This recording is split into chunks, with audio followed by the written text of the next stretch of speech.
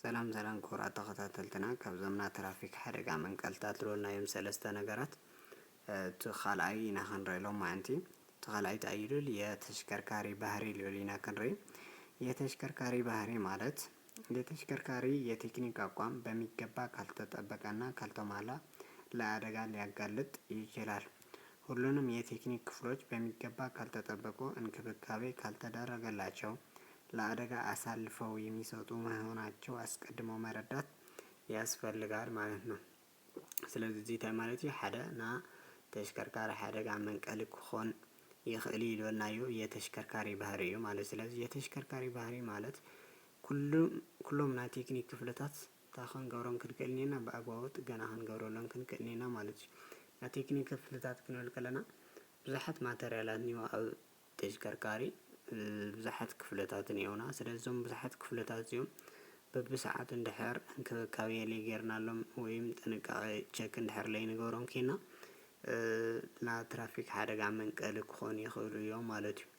ካብኡ ቀፂልና እንታይ ኢና ንርኢ ተሽከርካሪን ለአደጋ የሚያጋልጡ ክፍሎችና ተግባራቸው ኢና ንርኢ እዚኦም እንታይ እዮም ዋና በዋናነት ቀዲሞም ተሽከርካሪ ለሓደጋ ከቃልዑልና ልኽእሉ ማተርያላት ኢና በቀዳምነት ንርኢ እዚኦም ማለት አንደኛው ለምሳሌ ታይኒና የመቆጣጠሪያ መሳሪያዎች ብልሽት ኒና ከላይ የመገናኛ መሳሪያዎች ብልሽት ሳልሳይ የዳሽቦርድ ላይ ጠቋሚ መሳሪያዎች ብልሽት ራብዓይ የትዕይንት መቆጣጠሪያ መሳሪያዎች ብልሽት ሐምሻይ እንደገና ታዩ የቴክኒክ አቋም ብልሽት የመሳሰሉ ናቸው ማለት ነው። ስለዚህ እነዚህ ክፍሎች ታዩም ማለት ነው ዋና በቀዳምነት ሓደጋ ከብጽሑ ልኽእሉ ማተርያላት ማለት። ስለዚህ ካብዘን ክፍልታት እዚኦም ሓደ እንድሕር ተበላሽ ኮይኑ ተሽከርካሪና እንታይ ማለት ለሓደጋ ቀረባ እዩ ማለት። ስለዚህ እዞም ክፍልታት እዚኦም ኩሉ ግዜ አሽከርከርቲ ኢና ንገብር ዘለና በአግባቦም ቸክ ክንገብሮምና ጥገና ክንገብሮም ክንክእልኒና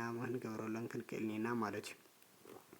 ካብኡ ኢና ንርኢ ተቀዳማይ የመቆጣጠሪያ መሳሪያዎች ብልሽት ልወልናዮም መሳርሕታት ኒው ስለዚህ እዞም መሳርሕታት እዚኦም እንታይ እዩ ተሽከርካሪ በአግባቡ ክንቆጻጸረሎም ንኽእል መሳርሕታት ማለት እዩ። እዚኦም ማለት ለምሳሌ የአሽከርካሪዎች መቆጣጠሪያ መሳሪያዎች የሚባሉት መሪ፣ ፍሬን፣ ማርሽ መለዋወጫ፣ ዘንግ ከፍርሴን ፔዳል ጋር፣ የነዳጅ መስጫ ፔዳል፣ የሞተር ማስነሻና ማጥፊያ ሲሆኑ የእነዚህ ክፍሎች በትክክል ያለ መስራትና በወቅቱ አለመጠገን ተሽከርካሪዎችን በአግባቡ ለመቆጣጠር በማስቸገር ለተለያዩ አደጋዎች ሊያጋልጡ ይችላሉ ማለት። ስለዚህ አቶም ታይም ዘን ክፍልታት እዚኦም እንድሕር በትክክል ለይሰርሕ እንድሕር ኮይኖም ሓደ እንታይ እዩ ትራፊክ ሓደጋ ከጋጥመና ይኽእል እዩ ትራፊክ ሓደጋ ማለት እዩ።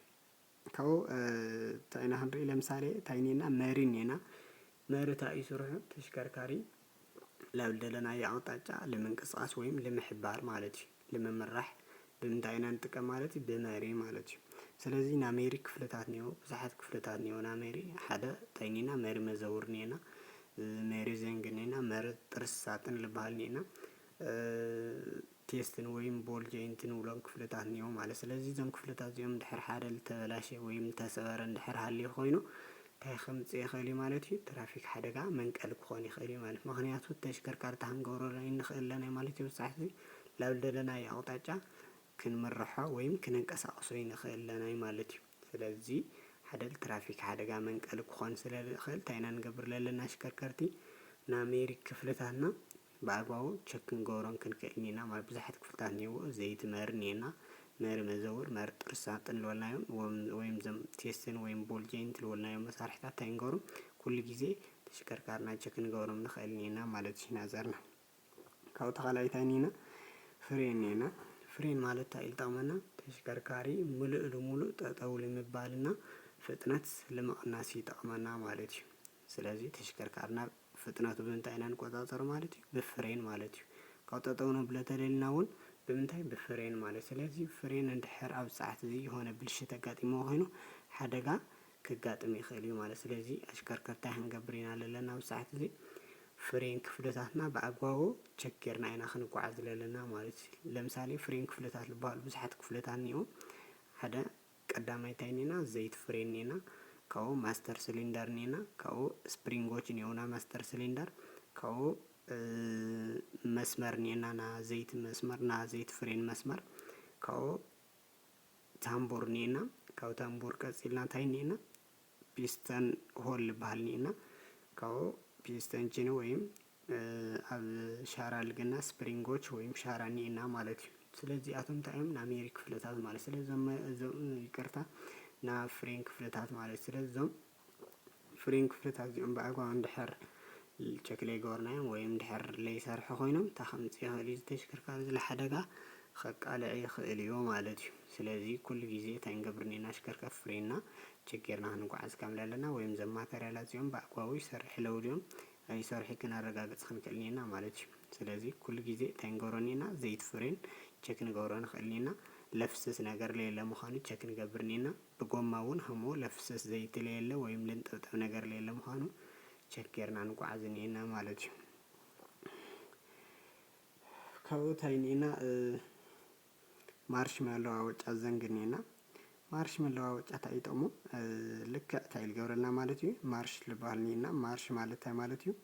ፍጥነት እና ጉልበት ጥርስታት ማለት ና ፍጥነትና ና ጉልበት ጥርስታት ነው። ስለዚህ ጉልበት ክንጥቀም ተደልና ብምንታይ እንጥቀም ለና በእጀታ ወይም በማርሽ መለዋወጫ ፍጥነት ተደልናውን ማርሽ መለዋወጫ ማርሽን ወስኽ ንቀንስ ማለት እዩ። ቀዳማይ ካልኣይ ሳልሳይ ናበልና ማርሽ እንጥቀመሉ ብምንታይ በማርሽ መለዋወጫ ዘንግ ማለት እዩ።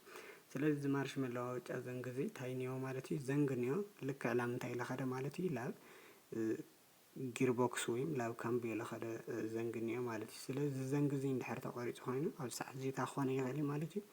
ቀዳማይ ማርሽ ክነእትይ ንኽእል ካልኣይ ክኣትይ ይኽእል ክወጽእ ይኽእል እቲ መስመር ተቆሪጹ ኒዮ ማለት እዩ። ስለዚህ ኩሉ ጊዜ ማርሽና እንድሕር እንታይ ወይም መውጻእ ላዕቤና እንድሕር ኮይኑ እቲ ዘንጊ እንታይ ኮይኑ ማለት እዩ ተቆሪጹ ኒዮ ወይም እንደገና ኣብ ካምቢዮ ወይም ኣብ ጊርቦክስ ችግር ኒዮ ማለት ስለዚህ ኩሉ ጊዜ አሽከርከርታ ክንገብር ክንክእል ኔና በአግባቡ ዙ ዘንግ እዚ ቸክ ንገብሮ ንኽእል ኔና ማለት እዩ። ቅድሚ ተሽከርካሪ ምጉዓዝ ናታይ ንገብሮ ንኽእል ኔና ዝመርሱ ይሰርሕ ለድዩ ኣይሰርሕ በአግባቡ ቸክ ክንገብሮን ዙ ማርሽ መለዋወጫ ዘንግ እሱ በአግባቡ ይሰርሕ ድዩ ኣይሰርሒ ቸክ ክንገብሮ ክንክእል ኔና ማለት እዩ።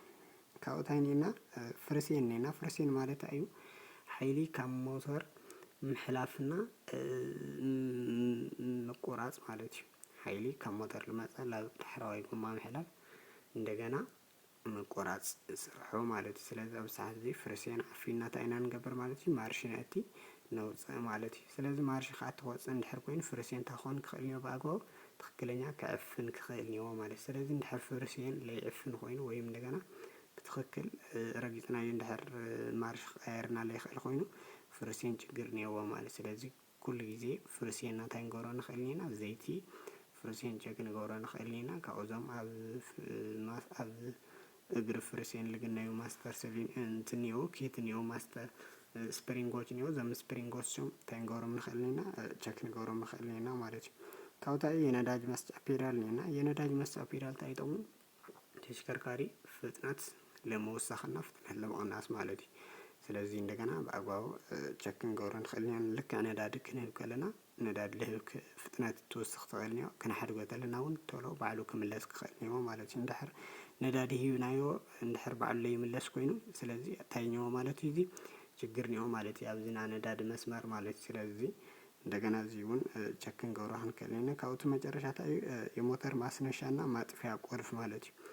ሞተር ማስነሻና ማጥፊያ ቁልፍ እንታይ ይጠቅሙ?